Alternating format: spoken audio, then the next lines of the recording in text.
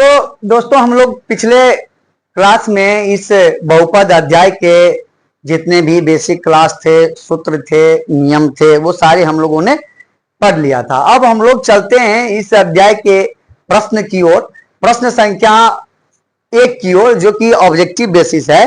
और वो प्रश्न संख्या 1 का पहला बोल रहा है कि एक वास्तविक संख्या a बहुपद p ऑफ x का शून्यक होगा यदि p ऑफ a बराबर डैश हो। तो बताइए शून्यक कब होता है, शून्यक होने के लिए क्या जरूरी है। तो अभी आपको तुरंत पिछले वीडियो में मैंने बताया है कि शून्यक होने के लिए जरूरत है कि p ऑफ a बराबर 0 होगा, तभी वह शून्यक होगा, अन्यथा नहीं होगा।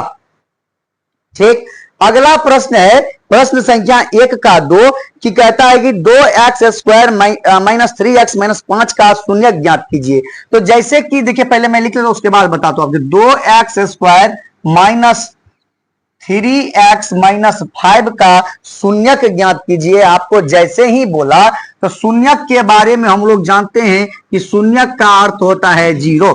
अगर 0 नहीं होगा तो शून्यक ज्ञात नहीं होगा। इसको मैं ठीक से लिखता हूं, देखिए 2x² minus 3x minus 5 equal to 0। अब ये वही है, ठीक है, ठीक है।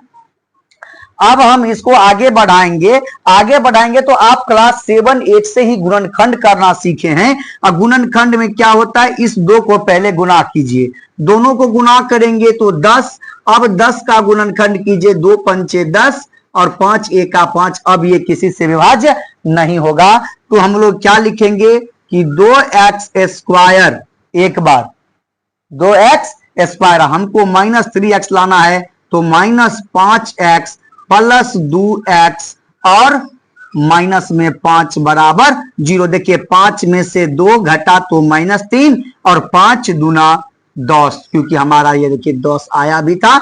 अब गुणनखंड अगर नहीं आता है तो इसके लिए अलग से क्लास दिया जाएगा। मैंने आप लोग को बताया था कि किसी अंक का पावर 0 एक कैसे होता है, तो इसको मैंने रील के मोड में अपलोड कर दिया है।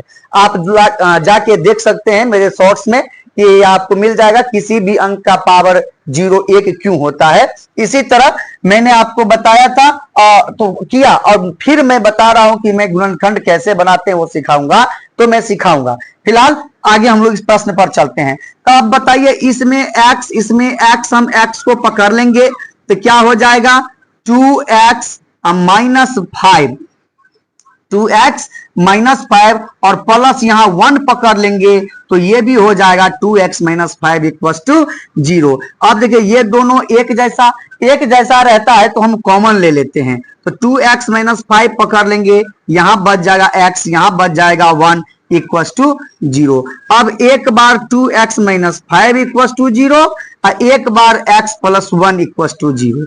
एक बार 2x, 5 माइनस 5 को उधर भेज देंगे प्लस में 5, तो x इक्वल टू 5/2 और x के प्लस 1 को उधर भेज देंगे तो -1। तो इसका जो शून्यक है वो होगा -1 और 5/2, ये होगा इसका उत्तर। एक के दूसरे का शून्यक ज्ञात करने के लिए बोल रहा था, तो शून्यक ये होगा।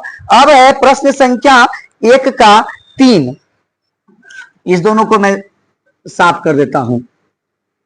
प्रश्न संख्या 1 का 3 बताइए, बता रहा है कि 3x² minus 3x² minus 5x plus 7 के शून्यकों का, देखिए शून्यक बोला है तो 0 हम अपने मन से दे देंगे, शून्यकों का योग और गुणनफल दोनों ज्ञात कीजिए। तो आप देखिए कि शून्यकों का योग बराबर सूत्र आप लोग को बताए थे, शून्यकों का योग, द्विघात बहुपद है ये, क्योंकि घात 2 है तो द्विघात बहुपद में शून्यकों का योग अल्फा प्लस बीटा ये होता था -b/a, और शून्यकों का गुणनफल अल्फा इंटू बीटा ये होता था c/a।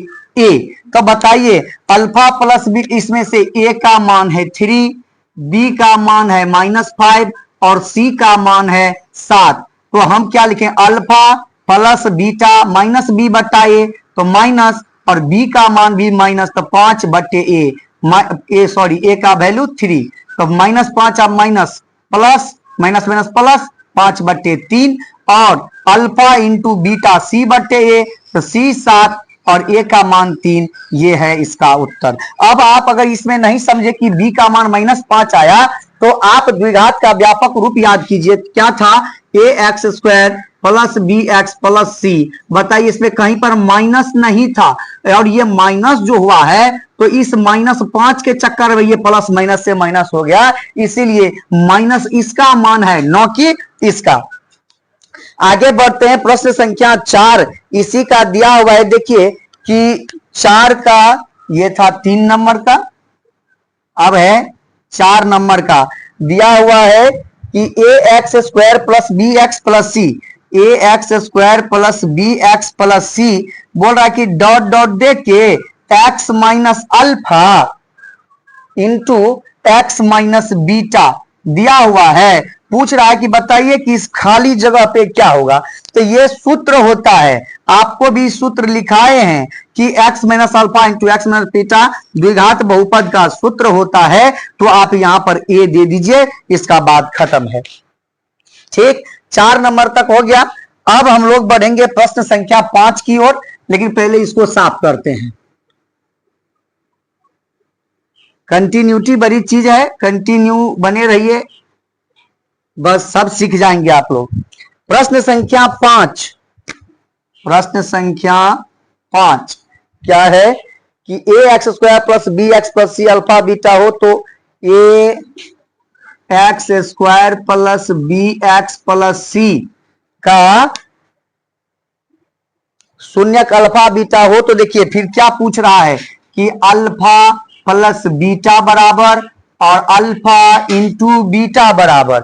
अल्फा प्लस बीटा बराबर आपको बताए हुए हैं कि क्या होता है, -b/a और अल्फा इंटू बीटा बराबर c/a, ये सूत्र है। और इसमें a का मान a, b का मान b, b का और c का मान c, तो यही इसका उत्तर भी हो जाएगा। आगे हम लोग बढ़ते हैं प्रश्न संख्या 6 की ओर। प्रश्न संख्या 6 कहता है यदि अल्फा बीटा गामा बहुपद ax³ इतना का शून्यक हो। देखिए ax का पावर